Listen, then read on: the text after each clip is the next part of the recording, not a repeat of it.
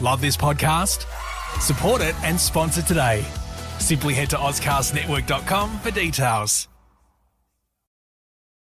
Have you ever received a gift that you thought at the time, how could anyone who really knew me give me a gift like that? Have you ever given a gift and watched the face of the person you're giving it to fall in disappointment or have no expression at all? How stressful is that?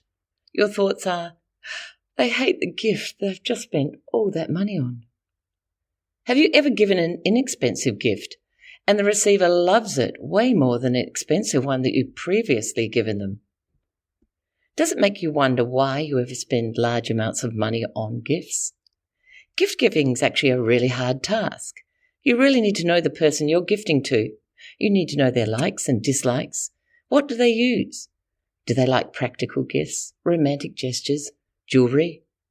One way of working out your person and their gift is to mind map that person. Now, this is my brother's favourite method.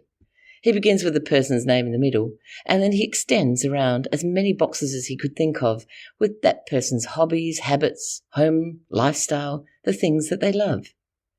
Not only does this make you think out of the box, it also focuses you on the person you're buying for. He then creates his present list from all the information he collects there. Now, this is a wonderful idea in that we're actually looking at the person we're giving the present to instead of what we would like to give the person. Too often we go out and we say, oh, well, why would I give her a candle? She's got loads of candles in her house. Why would she want any more candles? Well, maybe she's got loads of candles in her house because she actually loves candles. And that's why she probably would love some more. It's not up to you to determine what he or she enjoys because you think they have too many of a certain thing. Now, I made that major mistake when Cassie was a child and it was her birthday, and I have discussed it on a previous podcast. We call it the IKEA birthday because she asked for jewellery and makeup at the time, and she was very young and she already had boxes of cheap jewellery and makeup. And to tell the truth, I was sick of picking up the various bits and pieces of the makeup and jewellery. So I thought, that's ridiculous. So I went to IKEA and I bought her a bedside table, a vase, a chair, a mirror and a stool.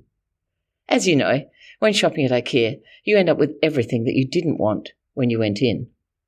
We sat and we watched her open her presents, and she wore a funny kind of fake smile.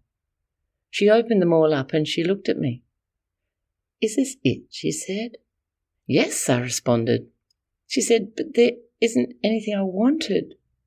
And then she burst into tears. Now, this was a huge learning curve for me. It was a very expensive birthday, because what did you think I did next? Guilt-ridden because I hadn't listened to her, I took her to the shops and bought all the things she wanted that I'd totally ignored for her birthday. The point being here is buy people what they want. Gary Chapman's 5 love languages demonstrates how important it is to understand people's love languages too, because it's not always necessary to gift people traditional gifts. If you know and understand your family's love languages, you can make your gift-giving experiences even more enjoyable and memorable for them. If you're giving to a person who loves physical touch, then a massage voucher might be the perfect thing for them. You might actually give them a massage from you as their massage voucher. On Christmas Day, ensure they have lots of hugs, kisses, sit next to them, pop your arm around them, and give them all the attention they need. If your partner or your child's love language is gifts, then Christmas is their perfect love language time. However, their gifts don't have to be expensive. They just need to show that you've thought about them and that it comes from the heart. Many years ago, my daughter's boyfriend at the time left 2 bottles of Diet Coke and a block of chocolate at the end of her bed. She was so happy and excited that he'd given her what he loved. And I had just spent a fortune on presents. In the future, I vowed that I would look really at what she wanted that was cheaper and might bring her more joy. However, please remember, some gift receivers do love a quality present that they select themselves, so let's not get too excited about the prospect of cheaper shopping. And then there are the people who like quality time. Dinner together, a walk on the beach, coffee catch-ups or movies are all quality time activities that your quality time person would love. A great gift for these people might be a night or a weekend away together. On Christmas Day, ensure you're not too distracted or too busy to interact with them on a one-to-one personal caring level, such as opening presents together, cooking as a team, and a time to chat at the end of the day. If your love language is acts of service, they'd probably really love it if you could help them out with the pre-Christmas Day organisation, such as shopping for food, making salads, buying and helping to wrap Christmas presents. My husband and I are both acts of service. Paul is the most useless present wrapper, but every Christmas Eve he sits with me because he also loves quality time, and he'll get out the sticky tape, all ready to go, as I wrap the presents. We both feel really happy and loved. On Christmas Day, help the acts of service person with any chores and jobs that they must do. They'll want to delegate which ones that you'll help them with, but do it with a smile and eagerness, and that will make them feel really loved. Many people do acts of service every day, even if it's not your love language. But for those who are helping others, remember it doesn't have to be huge. It might be plumping up the cushions, vacuuming the floor, emptying the dishwasher. Look for things you can do. Now let's talk about those who love affirmations. These affirmations need to be genuine and in context with what's happening. More authentic than, "Oh, you're wonderful, you're fantastic." It needs to be more about them, what they do, and the person they are. Phrases such as, "I love that you care for other people. I like the way you set the table. Thank you very much. I really appreciate that you put those games away today. Thanks for tidying up the kitchen for me tonight. You're a great helper. I value all you do." Everyone should be affirmed, as it's important. But for affirmation people, this means the world to them. Now, if you're not big on praise, just do your best, because you will make them feel amazing. And that's the way we want people to feel on Christmas Day. Amazing. I'm Kate Mason, and welcome to Parenting and Personalities. This is the podcast that connects you to the ones you care about the most.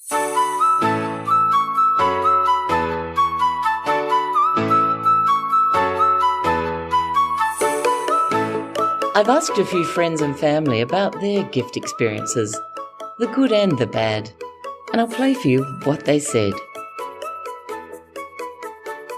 So Camille, what I want to know is what was the very best gift you've ever had, and what was the worst, and what's your love language? Hi, Kate. So my love language is presents, if that's what it's called. Yes, yep. I like Gifts, presents. yep, Gifts. Give me gifts. Yeah. Starting with my worst, because it was hands down the worst.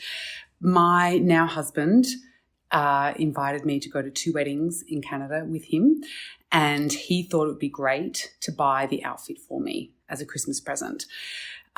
He bought me a red dress. Red is my least favourite colour. It was see-through, and there was no ability to wear a bra, so I had floppy boobs, and you could see them along with everything else. And he bought me crystals to wear around my neck and dangle from my ears. Not me at all. So that was terrible. That was a bad Christmas as well as a bad gift. So did you ever wear it? No. Okay. It all went back, and he got me the voucher for the shop to buy something else, which never got used because wasn't your stuff. Wasn't me. Because along with being gifts, I am specific gifts that I have picked out and decided upon in advance. So it's not surprise gifts. I'm not good with that. My best gift was on our wedding night. Kurt I love jewellery, and he gave me as a wedding gift a beautiful sapphire and diamond ring, which I adore. He did tell me that it was a toss-up between that or a set of golf clubs. Because he likes golf, and he thought that that would be a nice invitation into his world. I assured him that the sapphire was the way to go. He did well. We would have been in all sorts of trouble if it had been the golf clubs. So, yeah. That's magnificent. Thank you so much, Camille. That's beautiful.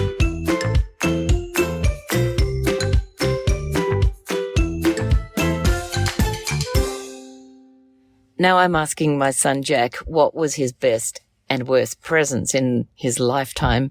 And unfortunately, I'm up for it because I gave him probably most of the presents that he's ever received. And I'm also going to ask him what his love language is and what would be the best gift for him love language-wise. Here you go, Jack. All right, so I think I'll start with my worst present. So my worst present was on my 11th birthday, and I received a goldfish. And I remember crying for many days after because I was given something that I didn't think I could look after or care for. And as soon as I got it, I thought, it's going to die. I am not going to be able to look at this after this. I'm only 11. And unfortunately, it died 24 hours later. And that was me actually taking care of it too. So that was a really sad couple of days. I was sad by getting it, and then I was sad after it died as well. And my best present to this day was when we first moved into our second house as a family. I was really hesitant to go into it, and I remember crying, and it was horrible, and I didn't want any change to happen. But I was offered the new Nintendo GameCube, and with a copy of Super Smash Brothers, and I think to this day that was the best present at the time, and that got me straight into that house. No more crying. I was like, if I can play my new GameCube in this new house, I am a happy boy, and everything was perfect from there. And my love languages are physical touch and quality time. So give me a good couple of hugs any day of the week, and also just spending one-on-one time with people and getting to know them on a deeper and intimate level too. Thank you, Jack. From trauma to triumph on the gift-giving section, and gets plenty of hugs and lots of coffees with us.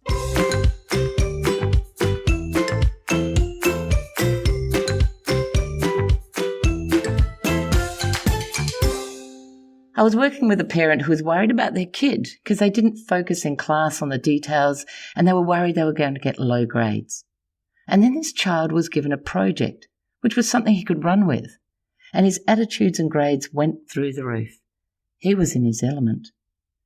Do you and your child need to find their point of difference so they can fly? Let me help you unravel some of the enigmas of their personality and enjoy parenting a kid that you actually understand. After all, parenting's supposed to be fun. Let's chat. thepersonalitycoach.com.au.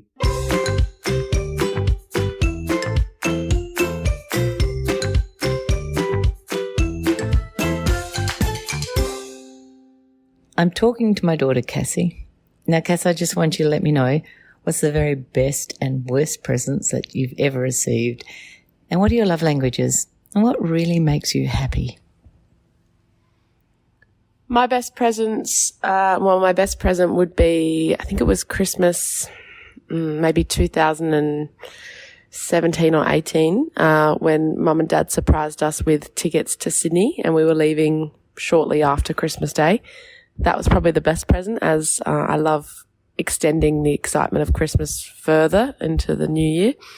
And my worst present would probably be I think it was my 12th birthday, when IKEA had just opened in Adelaide, and Mum thought it would be a good idea to go to IKEA and get a 12-year-old some household goods, which is exactly what I didn't want when I was 12. And not meaning to sound spoiled, but she gave me some vases for flowers that I never received, some stools, and there was a bedside table, just things that a 12-year-old didn't want at the time. So the poor girl had to take me out later and buy some more gifts for me because I cried. So that would probably be my worst present. And then my love languages would be gifts and words of affirmation, because I feel loved when people buy me gifts. It doesn't have to be big gifts. It can be just, I love Coke, no sugar. So it could be just buying me a Coke on the way home, or chocolate, or just something to know they're thinking about me. And also words of affirmation. I love when people affirm me. It just makes me feel really good about myself. So yeah, that would be mine.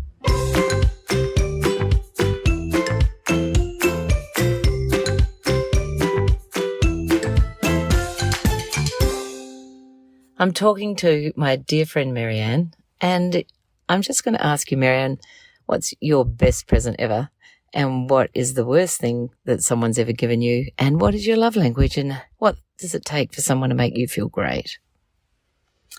Well, I think my best present ever was something that was put together by the team of people I worked with at my school when I was retiring.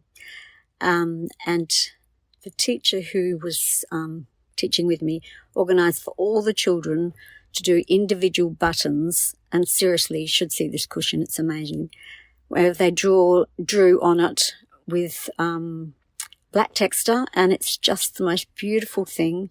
And then they shrunk them, and then they put them on a linen cushion, and I look at it every day, and I think of every single one of them, and it just takes me to my happy place.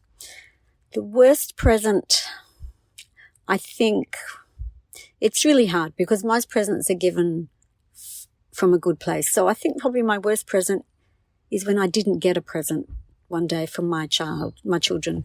And they were younger and they were busy. But because words of affirmation are my gifts of service, then I felt as though I had been completely ignored. The other thing I love is a card with words in it. Not just happy birthday, have a great day, but actually words that mean something from them.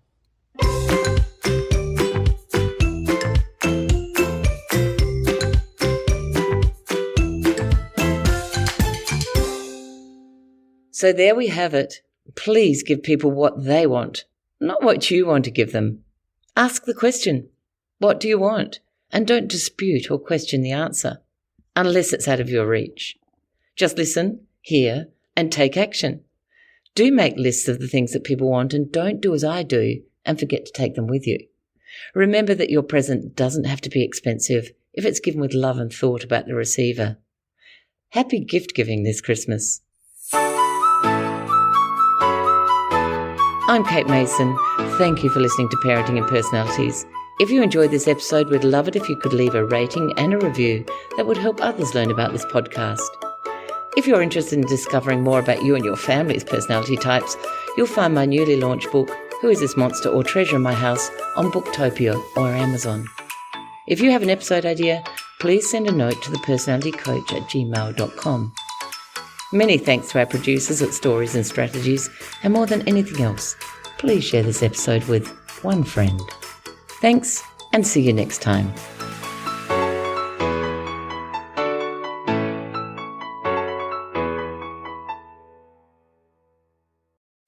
Love this podcast? Support it and sponsor today. Simply head to AuscastNetwork.com for details.